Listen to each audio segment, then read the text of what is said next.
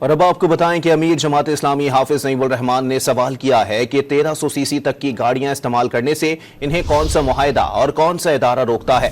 دعویٰ کیا کہ اگر حکومت اور وزراء 1300 سے زائد سی سی کی گاڑیوں کا استعمال ترک کر دیں تو خزانے کو 1350 ارب روپے کا فائدہ ہوگا۔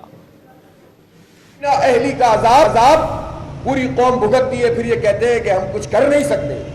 یہ سب کچھ کر سکتے ہیں۔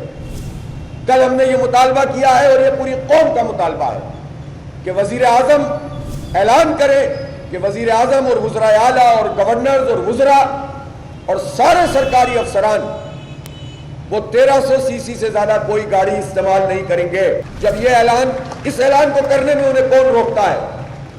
کون سا بین الاقوامی معاہدہ اس میں رکاوٹ ہے؟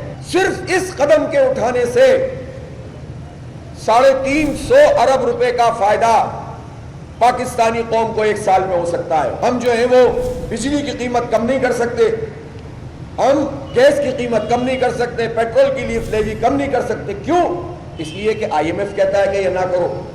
اگر آئی ایم ایف یہ بات کہتا ہے تو آئی ایم ایف کو تو پیسے چاہیے، تو آپ عوام پہ سارا بوجھ ڈالیں اور اپنی عیاشیاں کم نہ کریں۔